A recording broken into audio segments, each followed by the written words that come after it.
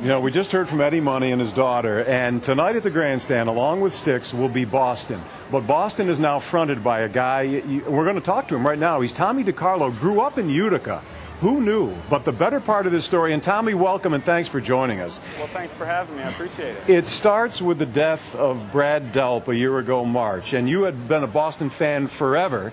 Tell us what happened when you learned about Brad's death and what you did to come to the attention of Boston and get yourself in the position you're in right now. Sure. Well, of course, I was sad to hear the death of Brad Delp. Of course, a lot of Boston fans were. And what I did was I had written a short little tribute song in memory to Brad, just a couple of minutes long. And I wanted to share that with some other Boston fans, but wasn't really quite sure how to go about doing that. So my daughter Talia suggested that I put up a MySpace. Of course, I thought MySpace was something just for kids. I didn't have any idea adults did stuff like that. But I went ahead and I put the tribute song up on MySpace, and I also added a couple of Boston cover tunes.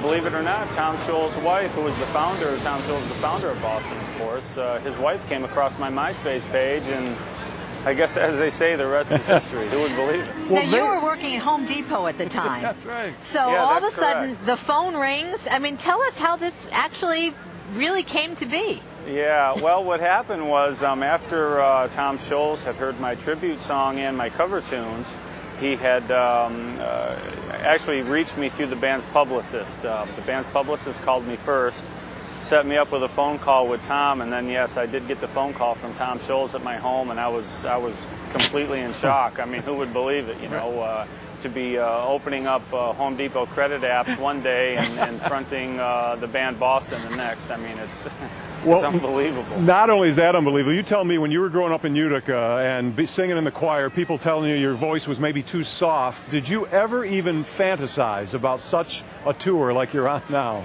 Yeah, you know, I didn't, and it's funny you say that. Years ago when I did sing in the choir classes when I was a young kid growing up, you know, I always did get some compliments on my voice. However, they always said it was a little too soft. But, you know, and to answer your second question, no, I've had dreams in my life, but certainly never this big. I never dreamed this big, so it's really been quite a turnaround for me, and I couldn't be more happy or proud to be a part of the band Boston. Now, how's the pay compared to Home Depot?